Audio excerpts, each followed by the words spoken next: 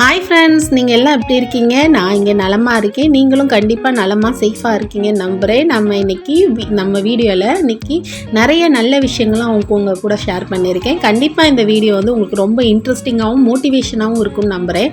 என்னோடய full day routine தான் இந்த வீடியோவில் ஷேர் பண்ணியிருக்கேன். இந்த வீடியோ பார்த்தீங்கன்னா கண்டிப்பாக உங்களுக்கு வந்து யூஸ்ஃபுல்லாகவும் மோட்டிவேஷனாக இருக்கணுன்ற ஒரு பர்பஸில் தான் இந்த வீடியோ வந்து நான் ரெடி பண்ணி ஷேர் பண்ணேன். எதனால சொல்கிறேன் அப்படின்னா, நான் மேக்ஸிமம் பார்த்திங்கன்னா முன்னெல்லாம் வந்து நல்லா படுத்து தூங்கிடுவேன். இப்போல்லாம் பார்த்திங்கன்னா பிள்ளைங்க வளர வளர நமக்கு வேலைகளே சரியாக இருக்கு இல்லையா? ஸோ அந்த வேலைகளை அப்படியே கடத்தி போடாமல் நம்ம எப்படி உடனே குயிக்காக முடிச்சுட்டு நெக்ஸ்ட் வேலைகளை எவ்வளோ பார்த்துட்டு நம்மளே எப்படி ப்ரிப்பேர் பண்ணிக்கலாம் அப்படின்ற வீடியோ தான் இது. அதே மாதிரி நம்மளே எப்படி டேக் கேர் பண்ணிக்கலாம், நம்ம ஹெல்த்தியாகவும் இருக்கிறதுக்கு என்னென்ன பண்ணலான்றது இந்த வீடியோவில் ஷேர் பண்ணியிருக்கேன். இப்போ வாங்க ஃப்ரெண்ட்ஸ், வீடியோக்குள்ளே போகலாம்.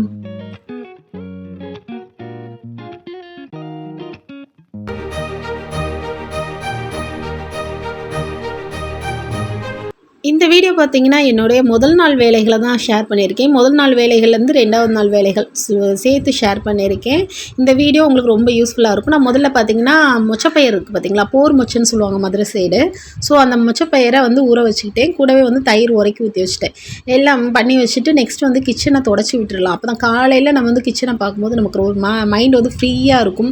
நின்று வேலை செய்கிறதுக்கும் ஒரு ஆசையாக இருக்கும். இதே கசமுசான்னு வச்சுட்டு படுத்தோம்னா கண்டிப்பாக வந்து காலைல வந்து கிச்சனுக்குள்ளே என்ட்ரி ஆகும்போதே நமக்கு வந்து கடுப்பாக இருக்கும். என்னடா இப்படி இருக்கே அப்படின்ற மாதிரி. இதை க்ளீன் பண்ணிவிட்டு நம்ம குக் பண்ணும்போது ரொம்ப லேட் ஆகிடும் இல்லையா? ஸோ அதனால் முதல்ல வந்து நைட்டே வந்து நான் அந்த பயிர் ஊற போட்டு தயிருக்கு உரை ஊற்றி வச்சுட்டு இருக்கிற பாத்திரமெல்லாம் விளக்கி போட்டுட்டு நெக்ஸ்ட்டு வந்து பார்த்திங்கன்னா நான் வந்து கிச்சனை தொடச்சி விட்டேன். நெக்ஸ்ட் டே மார்னிங் பார்த்திங்கன்னா வழக்கம் போல் எப்பவும் குளிச்சுட்டு நம்ம வாசல் கோலம் போட்டுட்டு சாமிக்கு எல்லாம் விளக்கி ஏற்றிட்டு பால் காய்ச்ச வந்துட்டேன். பால் காய்ச்சிட்டு அப்படியே பயிரும் வேக போட்டுடலாம் அப்படின்ட்டு. அது போக பார்த்திங்கன்னா வெங்காயம் பீட்ரூட்லாம் எடுத்து வச்சுருக்கேன். ஏன்னா இன்றைக்கி மொச்சப்பயிர் குழம்பு வச்சு நம்ம வந்து பீட்ரூட் பொரியல் தான் செய்ய போகிறோம். ஸோ அதனால தான் முதல் வேலையாக வந்து நான் ஆல்ரெடி நம்ம வீடியோ பார்த்தவங்களுக்கு தெரியும். முதல் வேலையாக நான் எப்போவுமே கிச்சனுக்குள்ளே வந்தோன்னே முதல்ல பால் தான் காய வைப்பேன். ஸோ பால் காய வச்சுட்டு தான் நெக்ஸ்ட்டு மற்றபடி வேறு சமையல் செய்கிற பொருட்கள்லாம் அடுப்பில் வைப்பேன். மொச்சப்பயிருக்கு தேவையான உப்பு தண்ணியெல்லாம் சேர்த்துட்டு நம்ம இதை மூடி 3 விசில் வச்சு எடுத்துக்கலாம். முதல்ல பால் பொங்கட்டும்.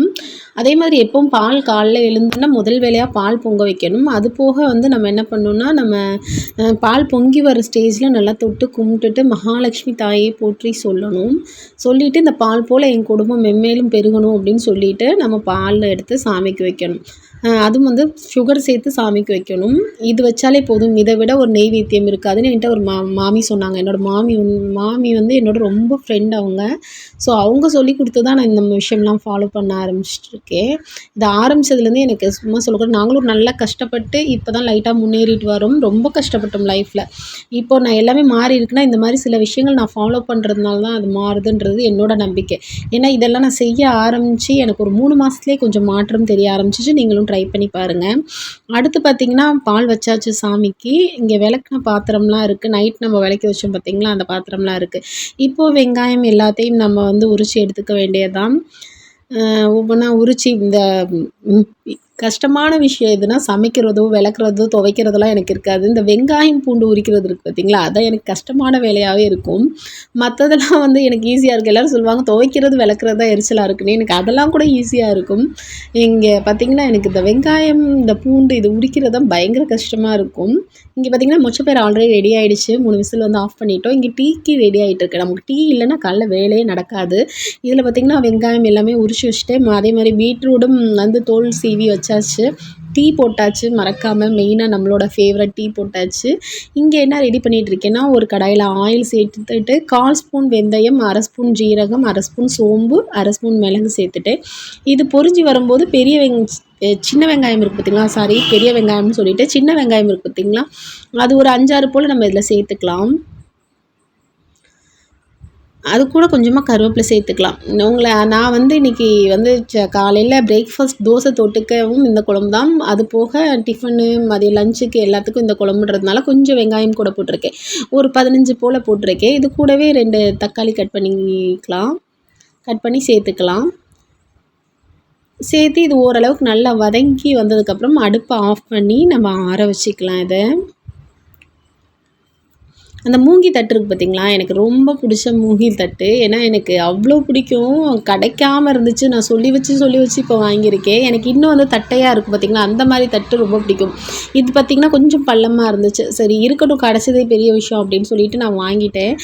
அந்த இதுக்கு முன்னாடி நான் இதான் வச்சுருந்தேன். இப்போது ரீசெண்டாக 2 வாங்கினேன். ஸோ அது இருந்தால் எனக்கு ரொம்ப ஹெல்ப்ஃபுல்லாக இருக்கும். இந்த பாருங்க, இந்த மாதிரி கரண்டி வச்சுக்கலாம், நல்லாயிருக்கும். அதுக்கு இப்போ பார்த்திங்கன்னா இடையிலேயே நம்ம வந்து சாப்பாட்டுக்கு தேவையான அரிசியும் ஊற வச்சுக்கலாம். இப்போ பார்த்திங்கன்னா இதெல்லாம் ஆறிடுச்சு. இதையும் நம்ம நைஸாக அரைச்சி பேஸ்ட் பண்ணிக்கலாம். இங்கே பார்த்திங்கன்னா அடுப்பில் வந்து ஒரு மண்பானை வச்சுட்டு கடுகு, கொஞ்சமாக வெந்தயம் சேர்த்துட்டு பொரிஞ்சோன்னா கருவேப்பிலை, சின்ன வெங்காயம் கொஞ்சம், பெரிய வெங்காயம் கொஞ்சம் சேர்த்து நல்லா வதக்கி விட்டுக்கலாம். வதக்கிட்டு 1/2 ஸ்பூன் போல் மிளகாத்தூள், 1/4 ஸ்பூன் மஞ்சத்தூள், 2 1/2 ஸ்பூன் போல் குழம்பு மிளகாய்த்தூள் சேர்த்துக்கலாம். நான் தான் சொன்னேன்ல, எனக்கு 2 வேளைக்கு இந்த குழம்பு வேணுன்றதுனால கொஞ்சம் குழம்பு மிளகாய்த்தூள் குவான்டிட்டியை அதிகமாக்கியிருக்கேன். எல்லாத்தையும் சேர்த்து பச்சை வாடை போகிற அளவுக்கு அந்த எண்ணெயிலே நல்லா வதக்கி விட்டுக்கலாம். இது கூட பார்த்திங்கன்னா கத்திரிக்காய், முருங்கைக்காய் கட் பண்ணி வச்சுருக்கேன், அதையும் சேர்த்துக்கலாம். மொச்சப்பயிர் குழம்புல இந்த கத்திரிக்காய் முருங்கைக்காய் போட்டு வைக்கும்போது இருக்கும் பார்த்திங்களா ஒரு டேஸ்ட்டு, அத்தாடி செம்மையாக இருக்கும். அதேமாதிரி கருவாடு குழம்புலையும் எனக்கு ரொம்ப பிடிக்கும். கருவாடு குழம்புலையும் கத்திரிக்காய் முருங்கைக்காவை போட்டு வச்சாங்கன்னா செம்ம டேஸ்ட் அது. அதையும் வந்து நம்ம சமைக்காமல் நமக்கு ஒருத்தவங்க சமைச்சு கொடுத்து சாப்பிடும்போது வரும் பாருங்களேன், ஒரு என்ன எப்படி சொல்கிறதுன்னு எனக்கு தெரில, அது ஒரு சந்தோஷம் வரும் பாருங்க, அப்படி இருக்கும். இப்போ வந்து நம்ம அரைச்சி வச்சிருந்த பேஸ்ட்டையும் சேர்த்து நல்லா வதக்கி விட்டுக்கலாம். நல்லா வதங்கி எண்ணெய் பிரிஞ்சு வரும் பார்த்திங்களா, அந்த ஸ்டேஜில் மிக்ஸி ஜார் கழுவுன தண்ணியும் கூட கொஞ்சம் தண்ணியும் சேர்த்து இந்த காயெல்லாம் வேக விட்டுக்கலாம். இப்போ நம்ம புளி சேர்க்கக்கூடாது இதில், ஏன்னா இந்த காய் வெந்ததுக்கப்புறம் புளி சேர்த்தா தான் சரியாக இருக்கும். இப்போ வந்து மொச்சப்பயிர் நம்ம சேர்த்துக்கலாம். இதில் வேக வச்சு வச்சுருந்தோம் இல்லையா மொச்சப்பயிர், அது இதில் சேர்த்துக்கலாம். இந்த குழம்பு ரொம்ப டேஸ்ட்டாக இருக்கும் ஃப்ரெண்ட்ஸ். நீங்கள் கண்டிப்பாக ட்ரை பண்ணி பாருங்கள். என்னடா இவ புளிக்குழம்புக்கு மிளகு போடுறா அப்படின்லாம் நினைக்காதீங்க. செம்ம டேஸ்ட்டாக இருக்கும் இந்த குழம்பு. நீங்களும் ட்ரை பண்ணி பாருங்கள். அவ்வளோ ஒரு அட்டகாசமாக இருக்கும் டேஸ்ட்டு. பிள்ளைங்க கூட விரும்பி சாப்பிடுவாங்க ஃப்ரெண்ட்ஸ், அந்த அளவுக்கு இருக்கும். சில வீட்டிலலாம் மொச்சப்பயிர் வச்சா பிள்ளைங்க சாப்பிடாதில்ல, இந்த மாதிரி பண்ணி கொடுங்க, கண்டிப்பாக பிள்ளைங்க விரும்பி சாப்பிடுவாங்க. இப்போ பார்த்திங்கன்னா காயெல்லாம் வந்து பாதி அளவு வெந்திருந்துச்சு. ஸோ இந்த ஸ்டேஜில் நம்ம கரைச்சி வச்சுருக்க புளியை சேர்த்துக்கலாம். சேர்த்துட்டு மறுபடியும் ஒரு 10 நிமிஷம் நல்ல அந்த ஸ்மெல் வரணும். அந்த காய் எல்லாம் வெந்து வரும் பார்த்திங்களா, அந்த ஸ்மெல்லு அந்த வரணும். அப்போ தான் வந்து குழம்பு சூப்பராக ரெடி ஆகிடுச்சின்னு அர்த்தம். இப்போ வந்து குழம்பு மேக்ஸிமம் ரெடி ஆகிடுச்சு. அடுத்து நம்ம பொரியலுக்கு ரெடி பண்ண வேண்டியது தான். ஸோ நான் இந்த திருவின வீடியோலாம் காமிக்கல. பாப்பாட்ட இந்த இதில் காய் திருவுறதுல இதில் செஞ்சு திருவித்தரேன் பாப்பான்னா, இல்லை எனக்கு அதில் வேணால் நீங்கள் கையில் திருவித்தாங்கம்மா, அதான் நல்லாயிருக்கும்னு சொன்னால். சரி ஓகேன்னு நான் கையில் திருவினேன். ஸோ அதை நான் வந்து வீடியோ எடுக்கல ஃப்ரெண்ட்ஸ். அடுத்து பார்த்திங்கன்னா இதில் கொஞ்சமாக உள்ள வெல்லம் சேர்த்துக்கலாம். வெல்லம் எதுக்குன்னா அது ஒரு கட்டாமிட்டா டேஸ்ட்டில் சூப்பராக இருக்கும். இனிப்பும் புளிப்பும் கலந்து இந்த குழம்பு. அதான் ரொம்ப நம்ம வெல்லம் சேர்க்கல, சும்மா ஒரு சின்ன ஒரு கட்டி தான் சேர்க்க போகிறோம். ஸோ அது வந்து டேஸ்ட் வந்து வேறு மாதிரி இருக்கும், சூப்பராகவும் இருக்கும். பாருங்கள், இப்போ குழம்பு சூப்பராக ரெடி ஆயிடுச்சு. கண்டிப்பாக ட்ரை பண்ணி பாருங்கள். அவ்வளோ ஒரு டேஸ்ட்டாக இருக்கும் இந்த குழம்பு. உங்களுக்கு ரொம்ப பிடிக்கும். நீங்கள் கண்டிப்பாக ட்ரை பண்ணி பார்த்துட்டு கமெண்ட் பண்ணுங்கள். அடுத்து பாப்பாவுக்கு வந்து லஞ்ச் பேக் பண்ணியாச்சு. அவளுக்கு வந்து சாதத்தோடு நான் வந்து குழம்பு கலந்து வச்சுருவேன். கூடவே பொரியல் வச்சாச்சு, பீட்ரூட் பொரியல். ஸோ இந்த பீட்ரூட் பொரியல் ரெசிபி நான் ஷேர் பண்ணல, ஏன்னா அது வீடியோ ரொம்ப லென்த்தியாக போகுன்றதுக்காக. இங்கே பாருங்கள், காலைல எல்லோரையும் ஸ்கூலுக்கு அனுப்புனேன்னா வீடு கிடக்குது பாருங்கள் எப்படி கிடக்குன்ட்டு. இதெல்லாம் ஃபுல்லாக நான் உட்காந்து இப்போ க்ளீன் பண்ணணும்.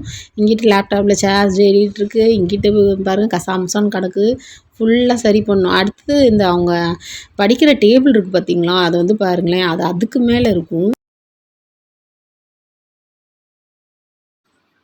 பாருங்கள் எப்படி கிடக்குதுன்னு பார்த்தீங்களா, இதெல்லாம் ஃபுல்லாக நான் க்ளீன் பண்ணணும். இன்னும் நான் வீடெல்லாம் உங்கள்கிட்ட கவர் பண்ணி காமிச்சேன்னா பயந்துருவீங்க, அந்த அளவுக்கு கிடக்கும். இவங்க ஸ்கூலுக்கு போகிறதுக்குள்ளே வீடே 2 ஆக்கிட்டு போவாங்க. இதெல்லாம் ஃபுல்லாக நான் சரி பண்ணி, எனக்கு வீடு இந்த மாதிரி கசம்சான்னு இருந்தாலே சுத்தமாக பிடிக்காது ஃப்ரெண்ட்ஸ். ஃபுல்லாக க்ளீன் பண்ணால் தான் சந்தோஷமாக இருக்கும். இதெல்லாம் முடிச்சுட்டு வீடெல்லாம் கூட்டி விட்டுட்டு நான் துவைக்க வந்துட்டேன். நான் மேக்ஸிமம் வந்து வாஷிங் மிஷினில் துணி போட மாட்டேன். நல்லா வெயில் அடிச்சிச்சுன்னா கையில் தான் துவைப்பேன். மழை பெஞ்சால் மட்டும்தான் வாஷிங் மிஷினில் போடுவேன். மழையே பெஞ்சாலும் ஒயிட் ட்ரெஸ் மட்டும் கையில் தாங்க துவைப்பேன். ஏன்னா அப்படி அழுக்காகி கொண்டு வருங்க 2 பேரும், அவ்வளோ அழுக்காக கொண்டு வருவாங்க. இந்த வயசு ஆட்டம் போடுற வயசு தானே சொல்லி விட்டுருவேன், திட்ட மாட்டேன். என்ன பண்ணுறது, நம்மளை திட்டினா எங்கே போங்க. ஆனால் ஒயிட் ட்ரெஸ் போடுற அன்றைக்கி கெஞ்சி சொல்லுவேன், அம்மா ப்ளீஸ்மா தயவு செஞ்சு அழுக்காக்கி கொண்டு வராதிங்கம்மா, அம்மா கை வலிக்குதுமா அப்படின்னு சொல்லுவேன். சரிம்மான்னு சொல்லுவாங்க, ஆனாலும் அழுக்காக்கி தான் கொண்டு வருவாங்க. என்ன பண்ண முடியும், சின்ன பிள்ளைங்க இல்லை, அதனால சரின்ட்டு விட்டுறது. ஆனால் நம்ம சொல்கிறது சொல்ல வேண்டியதாக இருக்கும் இல்லையா. அப்போ அதாவது அதிகமாக அழுக்காகிறது அந்த சைடு, கொஞ்சமாக கம்மியாக அழுக்காக்கி கொண்டாடுவாங்கல்ல.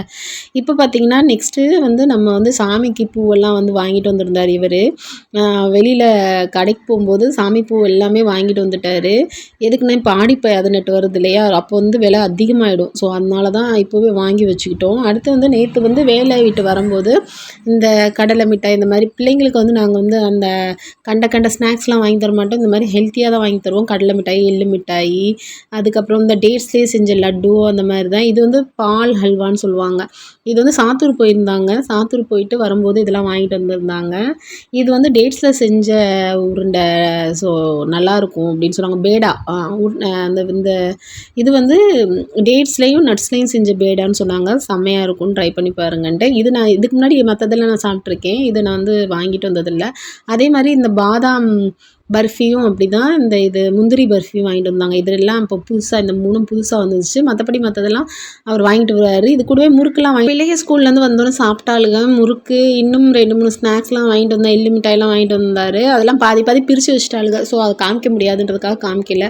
அடுத்து பார்த்திங்கன்னா மதியம் வந்து வேலையெல்லாம் முடிச்சுட்டு பாத்திரம் விளக்கியிருந்தேன் இல்லையா, அதெல்லாம் வந்து எடுத்து அடுக்கி வச்சுட்டு இருந்தேன். ஒவ்வொன்றா எடுத்து அடுக்கி வச்சாலும் அடுத்து டிஃபன் பாக்ஸ் வரும் இல்லையா, அதெல்லாம் கழுவி எடுத்து வைக்கணும். ஸோ அதனால் அதுக்கப்புறம் பார்த்திங்கன்னா மிளகு ஜீரக பொடி வந்து தீந்துருச்சு வீட்டில். ஸோ அதையும் வந்து வறுத்து அரைச்சிடலாம் அப்படின்ட்டு ஒவ்வொன்றா வறுத்துட்டு இருந்தேன். இந்த மாதிரி தான் ஃப்ரெண்ட்ஸ் பண்ணுவேன். மேக்ஸிமம் நான் வந்து மதியம் தூங்க மாட்டேன். அதுக்கு பதிலாக ஒட்டரை அடிக்கிற வேலை, எந்த வேலை இருக்கோ அதை செஞ்சுட்டு இருப்பேன். பீரோ அடுக்குவேன் ஒரு நாள் ஒட்டரை அடிப்பேன். அதுக்கப்புறம் ஏதாவது வீட்டில் கிச்சனில் வந்து ஏதாவது நம்ம சில்லி ஃப்ளேக்ஸ் அந்த மாதிரிலாம் வந்து காலி ஆகிடுச்சுன்னா அதெல்லாம் வறுத்து அரைச்சி வைப்பேன். இஞ்சி பூண்டு பூத்தி இருந்துச்சுன்னா இஞ்சி பூண்டு அரைச்சி வைப்பேன். இந்த மாதிரி தாங்க நான் மதியத்தில் தூங்காமல் இருப்பேன். ஏன்னா எனக்கு மதியம் தூங்கிட்டேன்னா நைட்டில் தூக்கம் வர மாட்டேங்குது. அந்த நைட்டு தூக்கம் மிஸ் பண்ணோன்னா நமக்கு உடம்பு எவ்வளோ வீக் ஆகுன்றது நமக்கு இப்போ தெரியாது. நம்ம நல்லா மதியத்தில் தூங்கிட்டு நைட்டில் என்ன பண்ணுறோம், மொபைலை நோண்டுறோம். அதனால பின்னாடி நமக்கு தாங்க பிரச்சனை. நம்மளை நம்பி 3 ஜீவன் இருக்கு இல்லையா. ஸோ அதனால நம்மளும் கொஞ்சம் ஹெல்த்தியாக இருந்துக்கிறது நல்லதுன்றதுனால மேக்ஸிமம் வந்து மதியம் தூங்குறதில்ல. மதியம் தூங்காமல் இருந்து பாருங்களேன், நைட் அப்படி ஒரு தூக்கம் வரும். நீங்களுக்கு ட்ரை பண்ணி பாருங்கள். அவ்வளோதான் ஃப்ரெண்ட்ஸ் இன்னைக்கு வீடியோ. இந்த வீடியோ வந்து உங்களுக்கு ரொம்ப யூஸ்ஃபுல்லாகவும் இன்ட்ரெஸ்டிங்காகவும் மோட்டிவேஷனாகவும் இருக்கும்னு நம்புகிறேன். கண்டிப்பாக நீங்களும் இந்த மாதிரி ட்ரை பண்ணி பாருங்கள். கண்டிப்பாக நமக்கு ஹெல்த்துக்கு இம்பார்ட்டன்ஸ் கொடுக்கணுங்க. நமக்கு 2 பிள்ளைங்க பெற்றுட்டாலே நம்ம உடம்பு வந்து ரொம்ப வீக் ஆகிடும். ஸோ வந்து அந்த மாதிரி இருக்கும்போது நம்ம ஃபோனை எவ்வளோக்கு எவ்வளோ யூஸ் பண்ணுறோமோ அவ்வளோக்கு அவ்வளோ ஆபத்து. ஸோ ஃபோன் யூஸ் பண்ணுறது அதிகமாக இல்லாமல் யூஸ் பண்ணலாம், தேவைக்கு யூஸ் பண்ணலாம், தேவையில்லாமல் யூஸ் பண்ணக்கூடாது இல்லையா. ஸோ அந்த நேரத்துக்கு நம்ம இந்த மாதிரி வேலைகள்லாம் பார்த்து வச்சுறது ரொம்ப நல்லதுங்க. நமக்கு ரொம்ப யூஸ்ஃபுல்லாக இருக்கும். வீட்டிலேயே மிளகு ஜீரகமாக அரைச்சி நம்ம பிள்ளைகளுக்கெலாம் வந்து ஹெல்த்தியாக செஞ்சு கொடுக்குறது ரொம்ப நல்லது இல்லையா. நீங்களும் ட்ரை பண்ணி பாருங்கள். அவ்வளோதான் ஃப்ரெண்ட்ஸ் இன்றைக்கி வீடியோ. மறக்காமல் ஃபுல்லாக பார்த்துட்டு சப்ஸ்கிரைப் பண்ணுங்கள். மறக்காமல் ஒரு லைக்கும் பண்ணுங்கள். தேங்க்ஸ் ஃபார் வாட்சிங்.